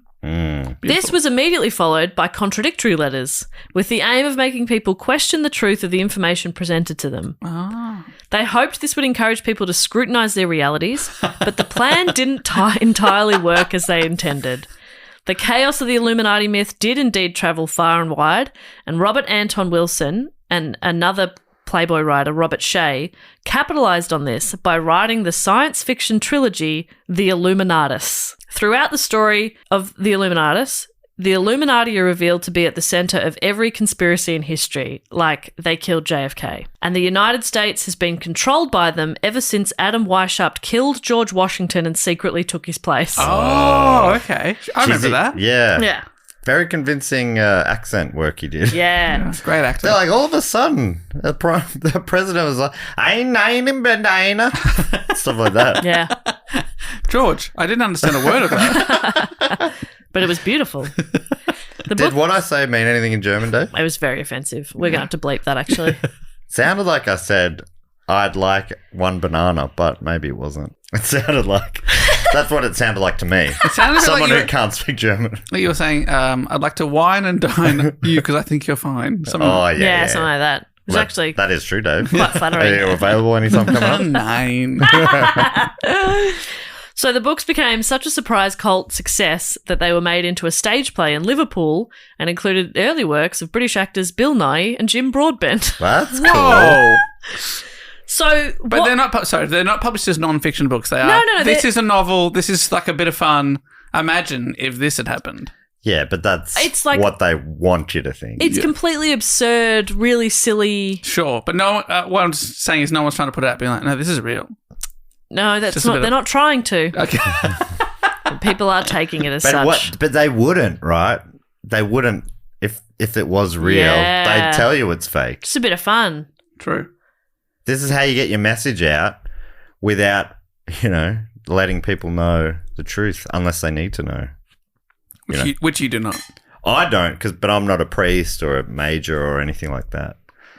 I'm not even an apprentice. I don't even belong in a nursery. But that's what he wants us to think. Yeah, he's a mage. Damn it. Yeah, he's a mage. Getting good. I know. I'm aging. I am aging. I guess we all are in our But ways. you in a very specific way. Yeah, I've been doing it for a lot longer. Yeah. I didn't know that we owned the book, but I have the book at my house. Whoa. Sorry, which book? The Illuminatus. Did that? What? The When trilogy? you didn't even know and it just was there? It was just there. Did that send chills up your spine like it did mine? Yeah. And then I remembered about 50% of the books in my house were not purchased by me. By the They Illuminati? were just there when I moved in. Were you just typing and you looked up and went, "Hang on a second, I've never seen that book before." Yeah. And Yeah, it it was was glowing. floating above me. Oh, you should have pulled the book because then the bookcase would have probably revolved. Oh my my God. And then you work out You your didn't apartment's pull the much book? bigger. Oh, that'd be so good, actually. I'd love a bit more space. Yeah. Yeah. The secret is there's a second lounge. Oh, so good. All our members get a secret second lounge. It's very obviously, it's a ridiculous, absurd, funny book. It's obviously taking the piss. There's talking dolphins. Like, it's very silly. I haven't read all of Everything seems silly until you see it for real. it. That's true. But from the trilogy onwards, the Illuminati popped up literally everywhere. The Illuminati shows up in countless novels, in movies. They're in Lara Croft's Tomb Raider. Wow. that comics. Nicolas Cage movie series, they were probably in there, National right? Treasure. Bound to be, yep. In collectible card games, such as Steve Jackson's Illuminati New World Order, where the They're Illuminati in that? where the Illuminati of Bavaria face rival groups such as the Discordians, the Gnomes of Zurich, the Bermuda Triangle, and aliens. The Whoa. Order versus the Bermuda Triangle. They've got an advantage because they can move. But the triangle's just there going, okay, Dad, you come come to here. us. You come here. Come here, I'll fuck you up. Yeah, you come to me. Say that to Yeah. my face. Yeah. So yeah, it all kind of started. It all popped up again in the more modern mindset because of a parody book that was written. Some parody so articles that funny. were written to sort of challenge people to like think a bit more about information that they're being shown, and then that didn't work, and so then some writers wrote a book because that would be a bit of fun, and now people are like, yeah, but it's again, it's a Oh, you want us parody. to critically think. We get it. I get it. Illuminati's real. Illuminati confirmed. We get it. Yeah. Except that some Christian fundamentalists and right-wing extremists argued that both the Illuminatus trilogy and the card game, under a clever, pseudo-humorous disguise, in fact revealed the truth about the Illuminati. See, they're onto it. I knew it. They're like, no, they're like they're hiding behind it being just a bit of funny, but actually, the truth Hiding in is plain in the sight. book. If There you must read be the book. people out there that say, nah, Harry Potter is real. Yeah, for sure. Hogwarts, it's a real place. Yeah. Okay? Okay. They put it out as a book to try and throw you off the scent. They sold 400 million copies Yeah. to try and throw you off the scent. What? They're trying. Well, They made 8, 9 films, had too many films. That's why they're trying to get it into the kids' minds. That's what they would have said. Didn't they? Wasn't there controversy at the time that it was like spreading witchcraft? Oh, and stuff? witchcraft, yeah. So anyway, that's why Dave grew up to be a witch. Secret witch. Sorry, System works, but yes, secret. Yeah, AJ, edit that out. We cannot be revealing that Dave is a witch. Dave is a witch. A high-class witch. Sorry, Dave's a bitch. Oh, High class bitch. a high-class bitch. So just sort of finally, while fundamentalist Christians and right-wing extremists regard the Illuminati as a satanic conspiracy, some liberals turned the myth on its head and presented the Illuminati as a secret but benevolent organisation. I've only just learnt the difference between benevolent and malevolent. Whoa. I didn't know they were different. Malevolent. Benevolent's like kind and cool and chill and That's me. love everybody. And malevolent is me. Evil. And I'm a perv. Yeah, a perv. Mal and Ben. Ben. So they're saying, sorry, now I need to just say the context again. I can't remember which one you said. So like right-wing and extremists, they're like, the Illuminati is satanic. Right.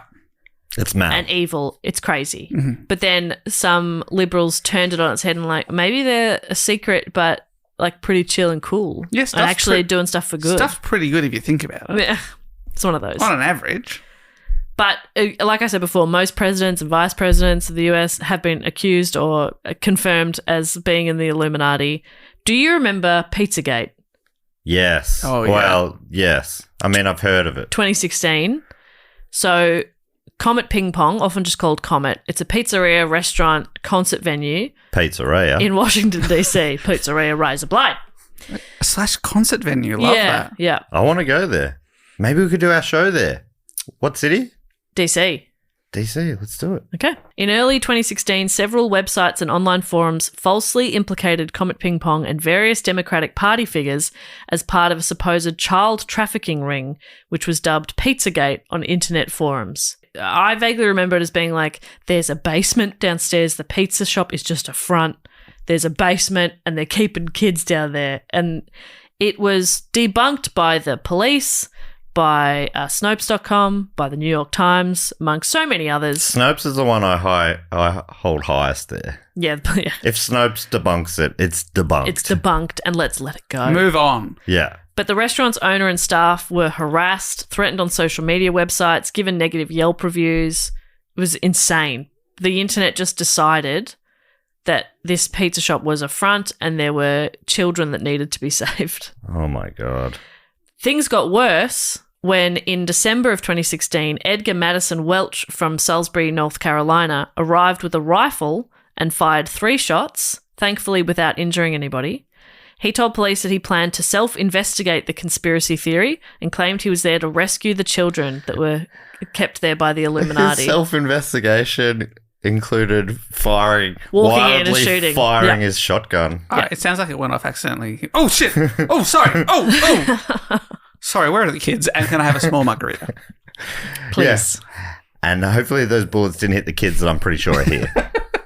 So embarrassing. I think and this is a vague memory, but I think I remember people like pulling up plans of the city and someone be like, there's no basement. Like going to that far and people's like, nah. But that's man. That's the problem. There's kids in there. The Illuminati's keeping kids in that pizza shop in DC. You can't, there's no logic that can be put forward to beat an argument like that. It's a conspiracy. Oh, the plans say there's no basement? Yeah, they would, of course wouldn't they? Would. Yeah. What about the real plans? Yeah, where are the real plans? Maybe if you look at the plans under a blue light, the real plans would be. Whoa. Maybe if we put lemon juice on it. Blue light. I did watch National Treasure. They wrote them in secret ink. Yeah. So he was sentenced to 4 years in prison, despite it being disproved. Many people still believe the conspiracy theory that the venue is a front for a child trafficking ring. But they're still open as a pizza shop. I'm pretty sure they still are. What's their capacity? A lot of the resources were saying it's like as of like 2020 or something. Let me see if it is still. I imagine it would be like, in a weird way, it would like attract business. Obviously, I don't think it's worth people coming and shooting up your business and doxing you and absolutely not ruining your lives. But, you know, a little bit of a bump afterwards, maybe. Very strange. Yeah. For a bit. Yeah. And do you reckon they have like the basement pizza special or something like that? Just to really buy into it a little bit. Yeah, it's people. That's one of the pizza toppings. People. There are obviously a huge list of celebrities who people claim are part of the Illuminati. Beyonce, Jay-Z, Katy Perry, Madonna, Donald Trump. QAnon promotes the idea that Donald Trump is battling the Illuminati from the inside, while competing theories suggest he's a member of the Illuminati. Whoa. Confusing stuff. Theories were fueled when Trump appointed George Mentz, author of self-help books referencing the Illuminati method to grow rich. Mentz's references to the Illuminati were explained as tongue-in-cheek, but conspiracy theorists saw it as evidence of Trump's ties to the group. I think when the election's happening next month, right, in November. Is that right? The American election? So coming up this week, right? So when this I think, launched. I guess we should say, I think if Trump wins, that proves the Illuminati is real, but if he loses, that proves the Illuminati is real. Don't you reckon? I think that's the only logical explanation, yeah. I think the Illuminati are pulling the strings. Yeah. Either in a benevolent or a malevolent way. Yeah. Whichever one. Yeah. And whichever one you think Trump is. Yeah. If he's ban or mal. I don't know. I don't know. Haven't met the man. Seems like a good guy.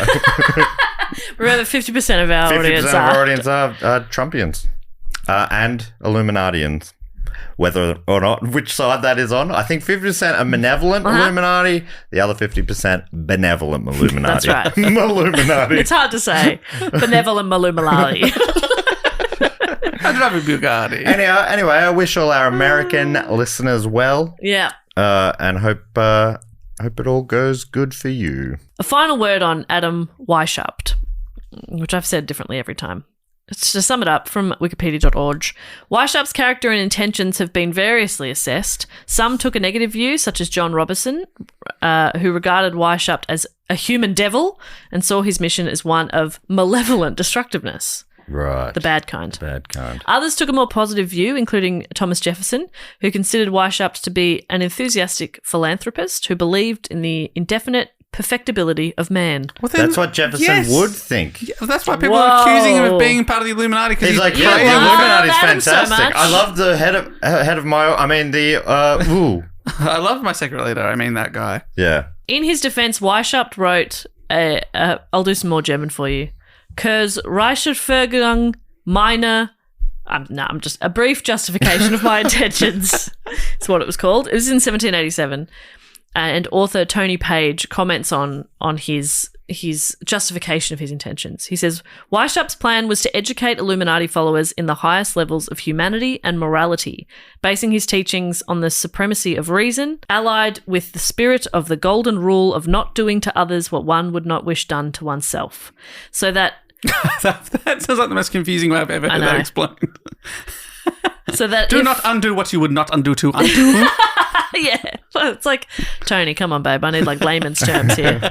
Tony, baby. Tony, baby. So that if the Illuminati alumni subsequently attained positions of significance and power, such as in fields of education and politics, they could exert a benevolent and uplifting influence upon society at large. So he was sort of trying to not so much recruit people already in power, but recruit people who maybe were going to go on and be very powerful and just enlighten them a little bit on opening their minds a little bit. Illuminate their minds. Illuminate them. His project was utopian and naively optimistic, and he himself was certainly not without flaws of character. But neither he nor his plan was evil or violent in and of themselves. It is of the deplorable and tragic ironies of history that a man who tried to instill virtue, philanthropy, social justice, and morality has become one of the great hate figures of 21st century conspiracy thinking. So it was kind of the opposite of what it's become, is what he wanted out of the Illuminati, was just like, hey guys, let's just like think about things a little more and let's like be a little open-minded. And then it's become, there's kids in this basement of this pizza shop. Yeah. The president's in on it. He would find that so bizarre. That would be so... Like, what's a pizza? Yeah. That is what he'd think. Yeah. What the fuck is a What the pizza? fuck is We a don't pizza? have that in Bavaria right now. But there you go. That is my report on the Illuminati. I hope that was illuminating in some way. Yeah, but I honestly, didn't know any of that. it is so confusing and, can I be completely honest, a little dull. But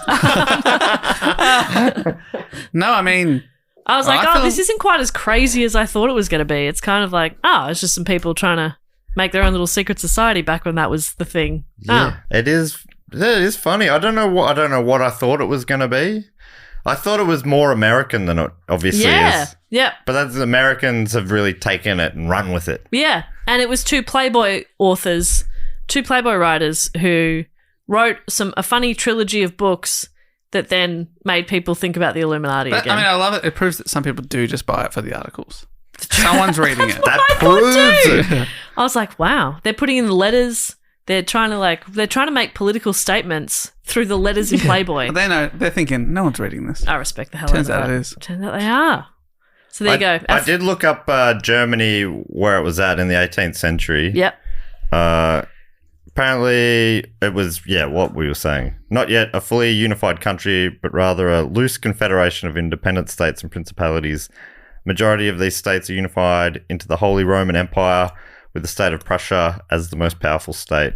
Throughout the century, there were numerous battles and wars. Yeah. I think Austria got pushed out at some point. Just in case anyone was going, I really need confirmation on that. I must find out. This is episode 471. Can you believe it? Does that bring us to everyone's favourite section of the show, Jess? It does. I just want to say, if we've been put on any Illuminati lists, we love you. Yes. We're pro. Just leave me alone. Yeah, we don't want to be... I don't want to... Don't snipe us out or something. No. Yeah. But don't try and recruit us either. Like, I'm just not interested. I would say, look...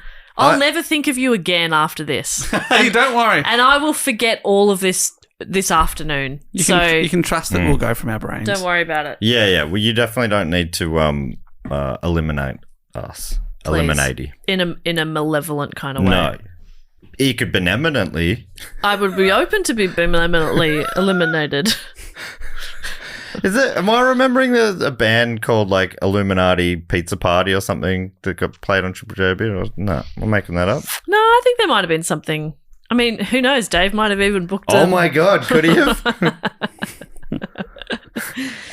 Well, anyway, that brings us to everyone's favourite section of the show where we thank some of our fantastic patrons. This is our sort of very public secret society. Yeah. If you're on the Sydney Scheinberg level or above, after signing up at patreon.com/dogoonpod, patreon.com/dogoonpod, you get to give us a fact, a quote, or a question. That's the first section of the show. And actually, when I say the show, I mean this second half of the show.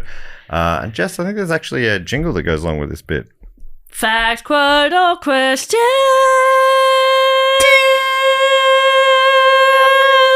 And I think it goes a little something like this. Yeah, like that. And he always remembers the ding. She always remembers the sing. Mm-hmm. And I'll read out, 1, 2, 3, 4. This week, 4 by the looks of it.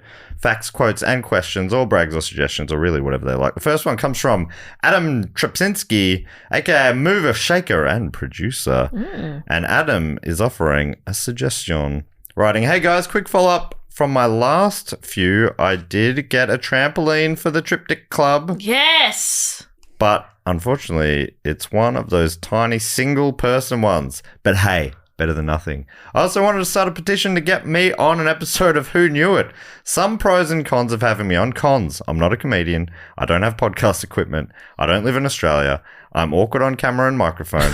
I'm awkward around people I'm around until I know them for a couple of months. Pros. I knew the answer to a question everyone got wrong that one time. I hope you strongly consider this. Thanks. Honestly, getting the questions right isn't...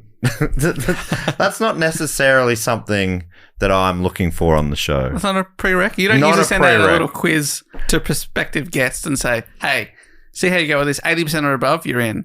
But, honestly... I had a complete mental breakdown on a recent episode. In a fun way. It was like fun and hot. Yeah. So I'm just saying, like, you don't have to be good at anything. No, I thought that was really fun once I realised that it was fun. Because at one point I'm like, should we be stopping? Is she okay? But it's just that my brain wasn't working. But it was, once I knew that you were having fun in a weird way, I started to really have fun with it. I was on that one too, and there's been a lot of great feedback about the app. People loved it. Yes, I know there may even be a second one with you two that came from Cheerful Earful would probably be coming out around now as well with Zach and Mish. Very fun. So fun. All right. Thank you so much, Adam Trepinski or Trepinski. I should have just gone. The first one, I don't think it was right, but it was confident. Yeah, and that's something, isn't it? Yeah. Next one comes from Michaela McRae, aka Humbled Parent, with a quote. No, Mum, Matt Stewart is a comedian. What? In what context does that need to be said? My teen said this to me after I cracked a lame joke and proclaimed, I'm a comedian. Brace yourself, Dave. As soon as they can string a few words together, the sass begins. I think we've been preparing you for many years now to cop some sass. With the sass. Yeah. I'm ready. I think you'll thank us. That is fun. Hopefully with expensive gifts. I'm seeing... Michaela's kid sees me as the standard for comedian. That's nice. As it should be. I see you as a standard of comedian. Michaela's a humbled parent. I'm a humbled podcaster right now and comedian. Yeah. Which do you put first? I'd like to put comedian first. Wow. Would like to. Whoa. Brutal.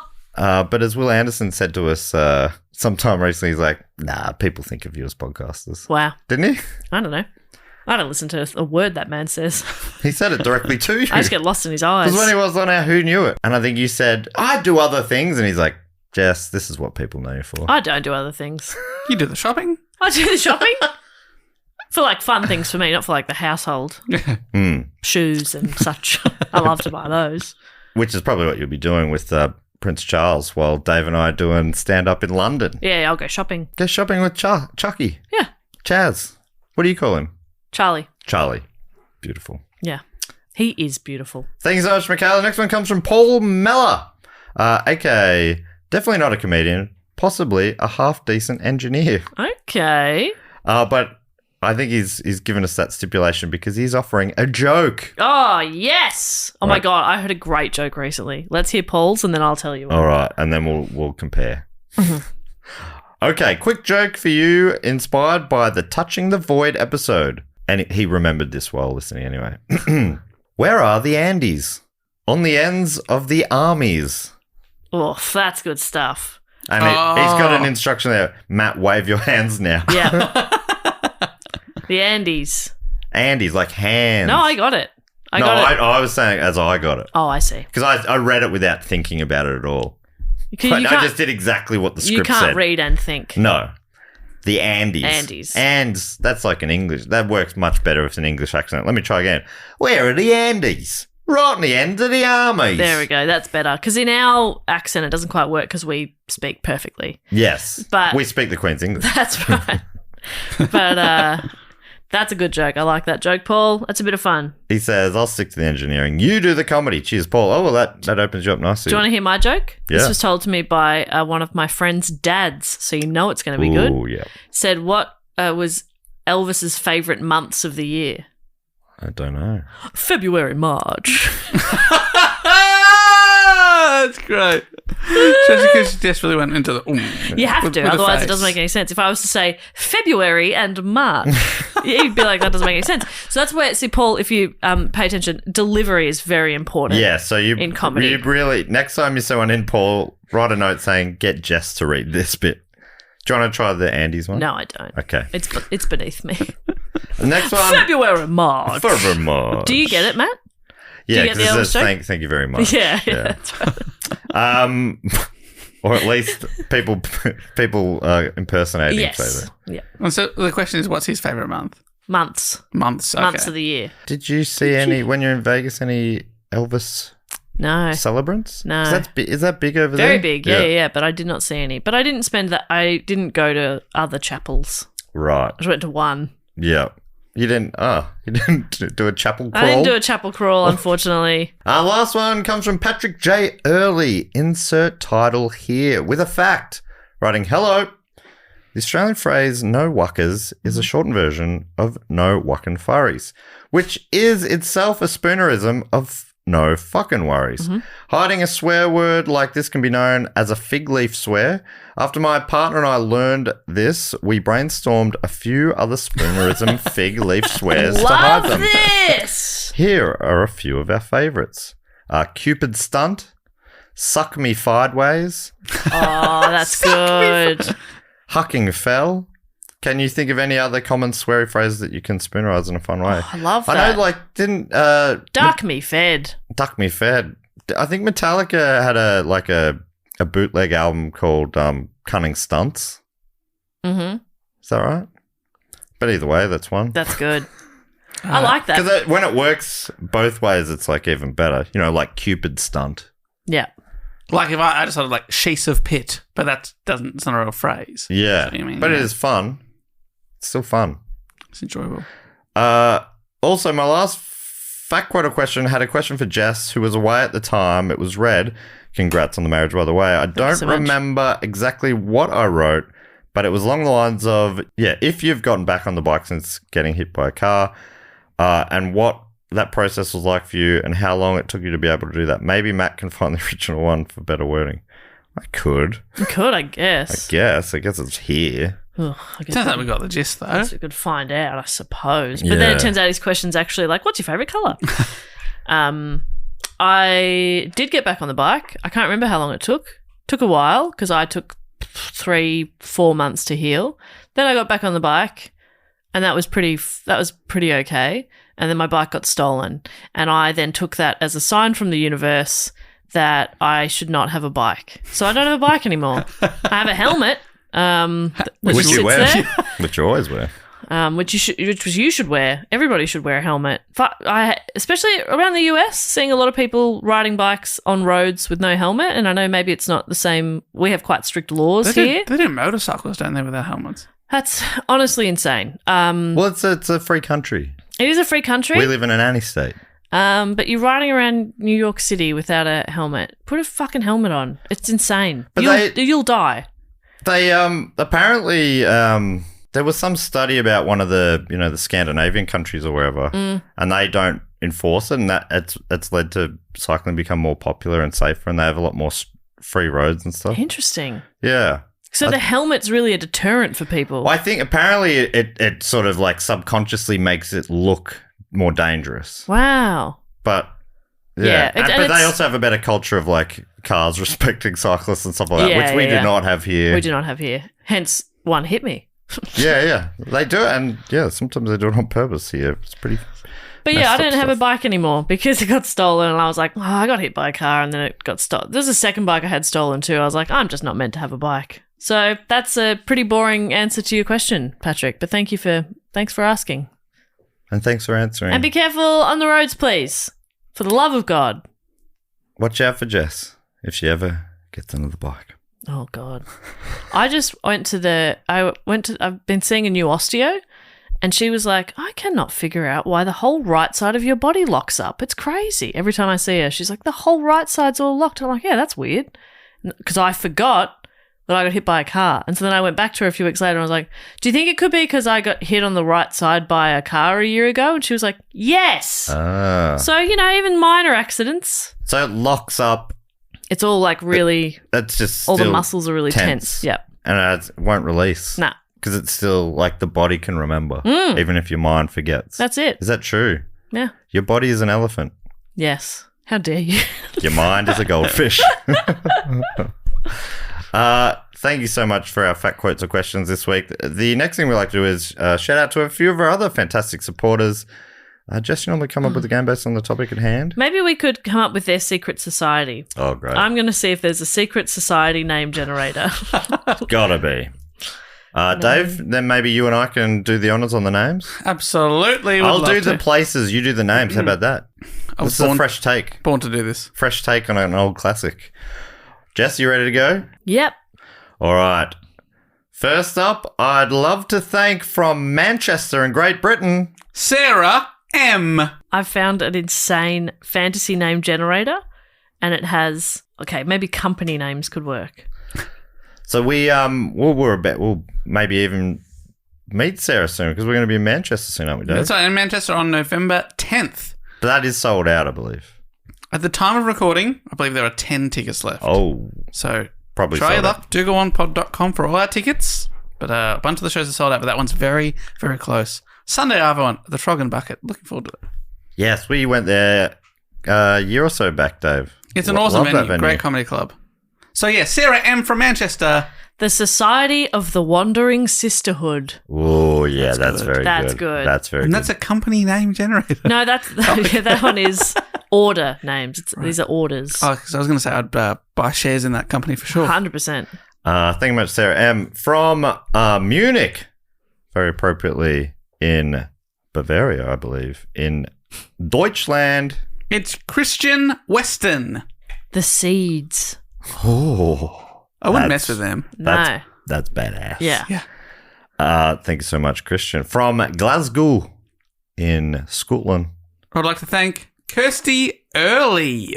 The Society of the Radiant Fan.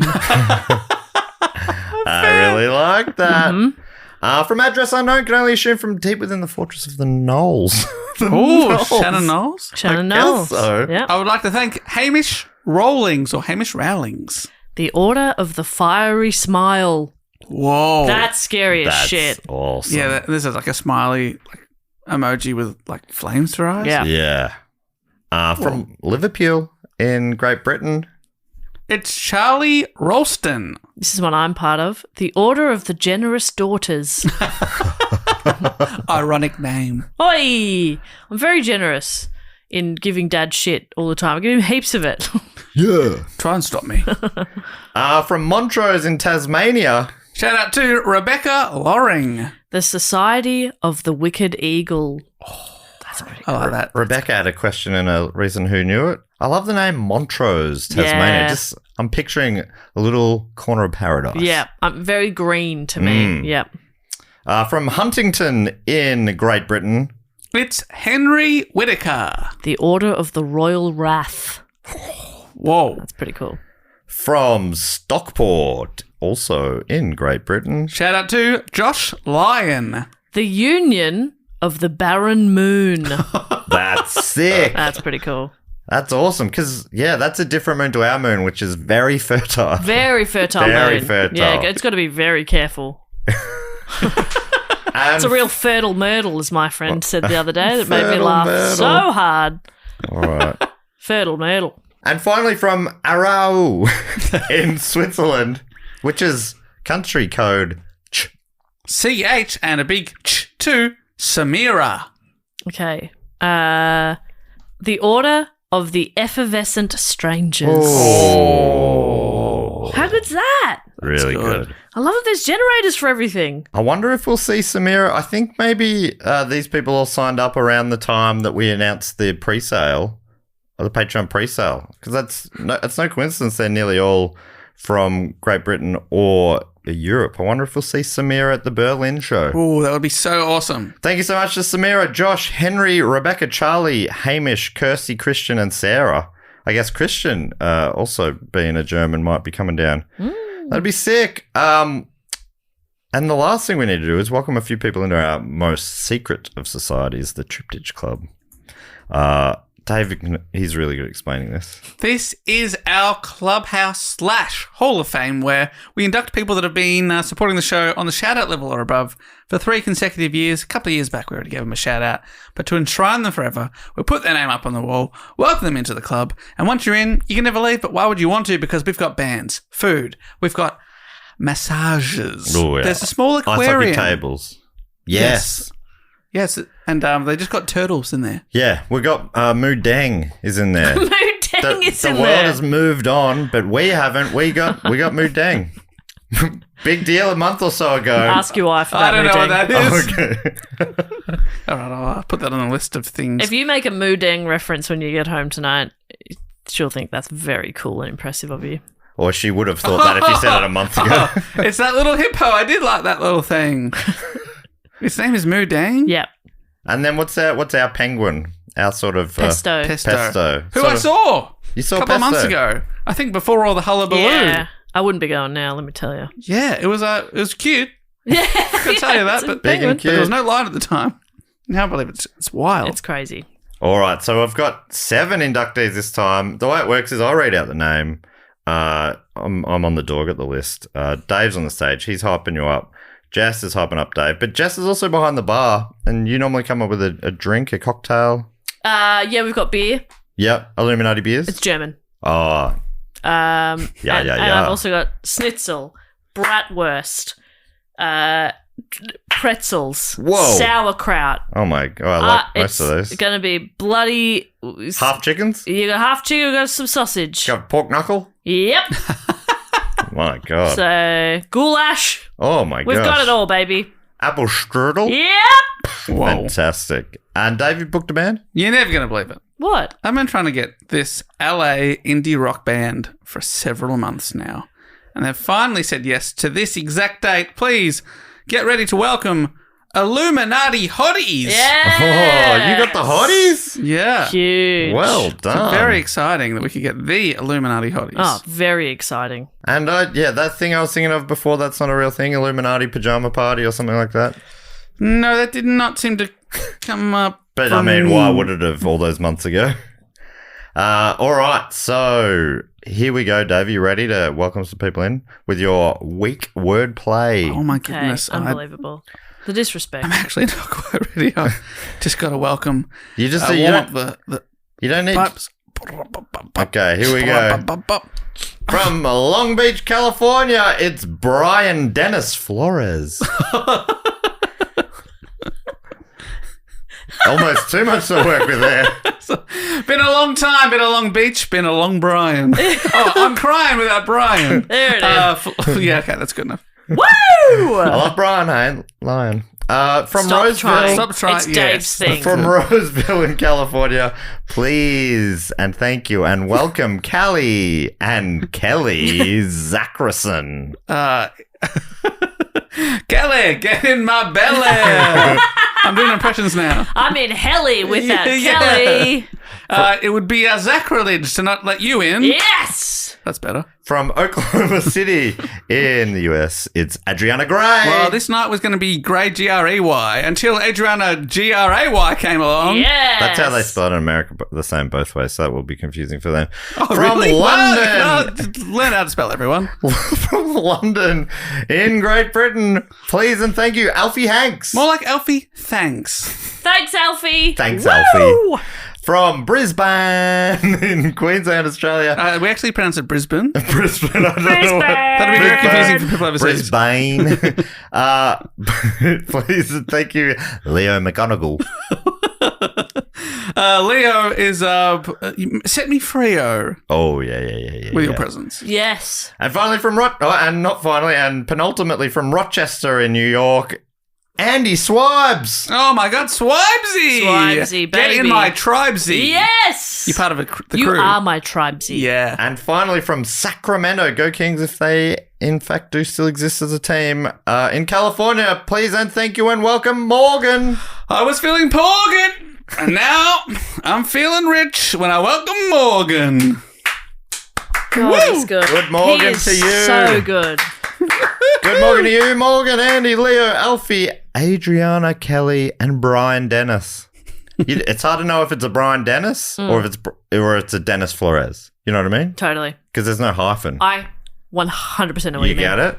You get it. Now get ready to welcome Illuminati hotties. That brings us to the end of the episode. Is there anything else we need to tell people? Best. I went from Bob and mixed it with Jess. I came to Bess. I like that. Okay, Bess. No, I thought you said best. Oh, best. That I like. Okay. I do not like best. What do we need to tell you? Look, 4 more big topics. Whoa. Correct? For block. We've got a couple of secret things up our sleeve. Maybe a guest or two. Oh my goodness, absolutely La la. enormous. So stick around to hear the rest of Block 2024 Stick around for the next 3 weeks. for the next 3 weeks. Continue to stick around. You can suggest a topic as well that we can get back to after Block, and anybody can do that. It's in the link is in our show notes. It's on our website as well, which is Do Go On Pod, and you can find us on social media at Do Go On Pod or Do Go On Podcast on TikTok. Dave, boot this baby home. We'll be back with another fantastic episode. We're hitting into the top 4, everyone. But until then, I'll say thank you so much for listening. Until next week, it's goodbye. Later. Bye.